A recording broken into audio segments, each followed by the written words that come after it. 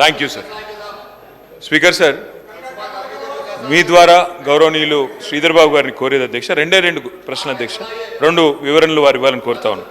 ఒకటి అధ్యక్ష, గతంలో బీఆర్ఎస్ ప్రభుత్వం ఉన్నప్పుడు పెద్దలు కేసీఆర్ గారి నాయకత్వంలో ప్రపంచంలోనే అతిపెద్దదైన ఫార్మా క్లస్టర్ మన దగ్గర ఉండాలి అన్న ఉద్దేశంతో హైదరాబాద్ ఫార్మా సిటీ అనేది మేము ప్లాన్ చేసి 12,000 పైచిలకు ఎకరాలు మరి ముచ్చర్లలో అదేవిధంగా చుట్టుపక్కల ఉన్న గ్రామాల్లో సేకరించడం జరిగింది అధ్యక్ష. ఆ రోజు ఈ ఫార్మా సిటీ విషయంలో చాలా స్పష్టతతో, చాలా స్పష్టమైన ఎజెండాతో ప్రపంచంలోనే ఒక ఫార్మా రంగంలో మన హైదరాబాద్ను ప్రపంచ పటంలో పెట్టాలన్న ఉద్దేశంతో ఈ కార్యక్రమం చేసినాం. మరి ఈ ప్రభుత్వం వచ్చిన తర్వాత, కాంగ్రెస్ ప్రభుత్వం వచ్చిన తర్వాత మేము పేపర్ల ద్వారా చూసింది, ఇవాళ శాసనసభలో కూడా విన్నదేమంటే ఫార్మా సిటీని రద్దు చేస్తున్నాము అని ముఖ్యమంత్రి గారు పలుమార్లు చెప్పారు. ఈరోజు కూడా దాదాపుగా అదే అర్థం స్ఫురించే విధంగా రకరకాలుగా చెప్పారు. నేను శ్రీధర్ బాబు గారిని స్ట్రైట్గా అడిగేది ఏమంటే, మీ పార్టీ యొక్క ప్రస్తుత శాసనసభ్యుడు ఇబ్రహీంపట్నంలో, గతంలో అక్కడ ఎంపీగా పనిచేసి ఈరోజు మంత్రిగా ఉన్న వెంకటరెడ్డి గారు, అదేవిధంగా ప్రస్తుత ముఖ్యమంత్రి రేవంత్ రెడ్డి గారు, అందరూ కూడా, కోదండ రెడ్డి గారు కూడా, అందరూ కూడా స్పష్టంగా చెప్పింది ఏమంటే ఆ ప్రాంత రైతులకి మీ భూములు ఫార్మా సిటీ రద్దు చేసి మీకు తిరిగి వెనక్కిస్తాము అని చెప్పారు. ఆ భూములు వెనక్కి ఇస్తున్నారా లేదా అనే మాట స్పష్టంగా శ్రీధర్ బాబు గారు చెప్పాలనేది మొదటి ప్రశ్న సార్. ఒకవేళ ఆ నిర్ణయం తీసుకున్నట్టయితే ఎప్పటి లోపల ఇస్తారు, ఇది కూడా చెప్పాలని కోరుతా ఉన్నా. రెండవది అధ్యక్ష, మూసీ రిజువనేషన్ సంబంధించి ఈ మధ్యన ప్రభుత్వం చాలా హడావుడి చేస్తోంది, చాలా పెద్ద కేటాయింపులు చేసినామని చెప్పి గొప్పగా చెప్తా ఉన్నారు. అధ్యక్ష, మూసీలో అతి ముఖ్యమైన కంపోనెంట్ అధ్యక్ష సివరేజ్ ట్రీట్మెంట్. హైదరాబాద్ మహానగరంలో 2000 MLD సివరేజ్ ఉత్పత్తి అవుతుంది. అందులో ఆల్రెడీ మేము మొత్తం కూడా పూర్తి చేసాం. మీరు చేసేది ఏం లేదు కొత్తగా సివరేజ్ ట్రీట్మెంట్. 100% సివరేజ్ ట్రీట్మెంట్ 3,866 కోట్ల రూపాయలతో మేము చేశాము. మొన్ననే ముఖ్యమంత్రి గారు కూడా పోయి ఉప్పల్లో నల్ల చెరువులో ఒక STP కూడా ఇనాగ్రేట్ చేశారు. ఇంకా కొన్ని కూడా మేము కూడా విజిట్ చేస్తాం. 100% STP పూర్తయిన తర్వాత మూసీలో 16,000 కోట్ల రూపాయలతో ఆనాడు మా ప్రభుత్వం ఉన్నప్పుడు మొత్తం డిజైన్స్ కూడా తయారు చేసి ఫైనల్ చేసి ఆఖరికి గ్లోబల్ డిజైన్ కాంపిటీషన్ కూడా ఇన్వైట్ చేసినాం సార్. చేసిన తర్వాత ఇవాళ మాకు ఆశ్చర్యం ఎక్కడ కలుగుతూ ఉందంటే, ఒకరోజేమో 50,000 కోట్లతో మూసీ ప్రక్షాళన, మూసీ బ్యూటిఫికేషన్ అని ఒకరోజు ప్రకటన వస్తుంది. తర్వాత పర్యాటక శాఖ మంత్రి గారేమో 70,000 కోట్లతో అని చెప్పి వారు ప్రకటన ఇచ్చారు. ఆ తర్వాత ఈ మధ్యన ముఖ్యమంత్రి గారు గోపన్పల్లిలో 150,000 కోట్లతో మూసీ అన్నారు. అధ్యక్ష, నేను అడిగేది ఒకటే, శ్రీధర్ బాబు గారి నుంచి క్లారిఫికేషన్, ప్రజలకు తెలవాల్సిన అవసరం ఉంది, ఇది ప్రజల సొమ్ము. 16,000 కోట్లతో including express way, east to west express way 55 కిలోమీటర్లు ప్లస్ బ్యూటిఫికేషన్ మేము ప్రారంభించాం ఆల్రెడీ. మీకు తెలియకపోవచ్చు, నాగోల్లో మీరు పోతే మీరు చూడవచ్చు. వారిని కోరేదేమంటే, ఇది రాష్ట్ర ప్రజల సంపద. 16,000 ఎందుకు 50 అయింది, ఎందుకు 50 70 అయింది, ఎందుకు 70 150 అయింది, ప్రజలకు స్పష్టత ఇవ్వాలని చెప్పి శ్రీధర్ బాబు గారిని కోరుతా ఉన్నా. మూసీ బ్యూటిఫికేషన్ విషయంలో మొన్న నేను డిప్యూటీ సీఎం గారిని చూశాను, ఒక DPR కూడా తయారైంది. మేమేమి ఊరికే అడగలేదు, లెటర్ వారేయలేదు, కేంద్ర ప్రభుత్వానికి DPR కూడా ఉంది అన్నారు. DPR దయచేసి ఉంటే సభ ముందు టేబుల్ చేయండి, ఆ ప్రజలందరూ సభ్యులందరూ కూడా చదువుకుంటారు, ఎందుకంత మొత్తంలో ఖర్చు పెరిగిందో అర్థమవుతుంది. మూడవది అధ్యక్ష, పదే SRDP SNDP విషయంలో కూడా ఏదో పేరు మార్చి మళ్ళీ ఏదో కొత్త పేరు చెప్తున్నారు. పర్వాలేదు, పేరేం మార్చినా పర్వాలేదు సార్.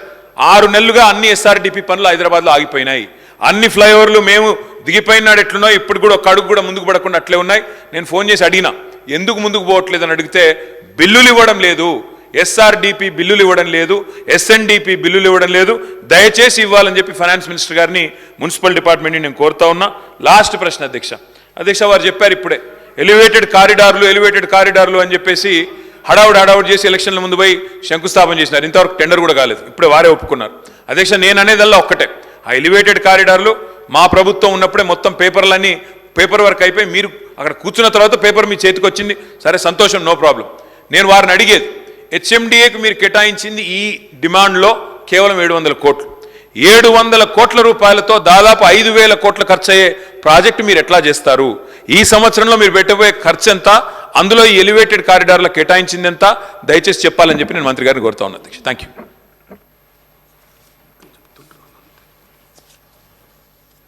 అధ్యక్ష, గౌరవనీయులు KT రామారావు గారు ఒక్క ప్రశ్ననే 5-6 ప్రశ్నలు అడిగారు అధ్యక్ష. మొత్తం మళ్ళా అన్ని విషయాలు చెప్పడానికి నేను ఈరోజు కూడా చెప్తా ఉన్నాం అధ్యక్ష. దానికి వెనక పోము, ఇప్పుడు పొద్దువారు కూర్చుందామంటే కూడా కూర్చుందాం. ఎందుకంటే పొన్నం ప్రభాకర్ గారు గంటసేపు మాట్లాడదాం అంటున్నారు, కృష్ణారావు గారు కూడా గంటసేపు మాట్లాడదాం అంటున్నారు. ఈరోజు నేను ఒకటే కోరుతా ఉన్నాను, మీకు మీరు చెప్పిన ఫార్మా క్లస్టర్కు సంబంధించి ఫార్మా క్లస్టర్కి ఫార్మా సిటీకి సంబంధించి ముచ్చర్లకు సంబంధించి భూముల విషయంలో ప్రస్తావన తీసుకొచ్చారు అధ్యక్ష.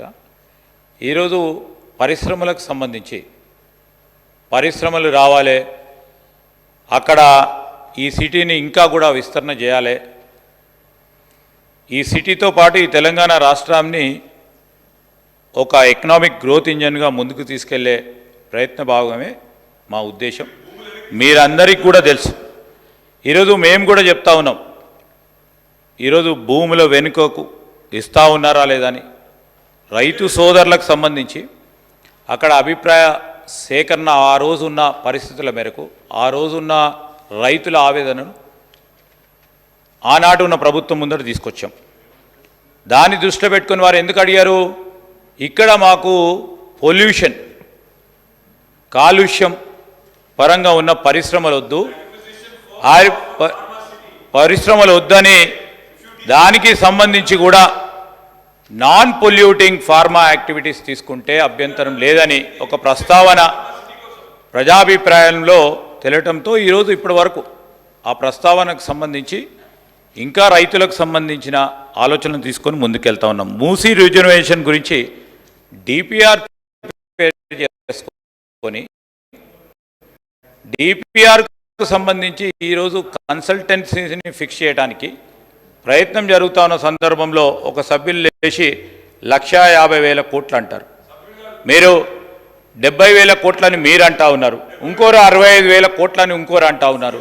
అసలు పూర్తి స్థాయిలో డిపిఆర్కి సంబంధించి ఈరోజు డిపిఆర్కు సంబంధించి మొత్తం గౌరవ ముఖ్యమంత్రి గారు కానీ గౌరవ డిప్యూటీ సీఎం గారు కానీ ఈరోజు గ్రేటర్ హైదరాబాద్కు సంబంధించిన అభివృద్ధి రాబోయే 5 సంవత్సరాల కాలంలో ఈరోజు మొత్తం 1,50,000 కోట్ల రూపాయల వరకు అంచనాలు వేస్తూ ఉన్నామని ఈరోజు బ్రాడ్గా చెప్పడం జరిగింది అధ్యక్ష. దాన్ని తీసుకొని దీని ముందుకు పెట్టి ఇప్పటి వరకు మూసీ కింద నేను ఈరోజు కూడా చెప్తా ఉన్నాను, హైదరాబాదు అర్బన్ అగ్లోమరేషన్ కింద చాలా ప్రాజెక్టులకు సంబంధించి ముఖ్యమంత్రి గారు చెప్పారు. మూసీ ఫ్రంట్ కింద ప్రణాళిక కోసం అగ్రిగేట్ మాస్టర్ ప్లాన్ రూపొందిస్తూ ఉన్నారు.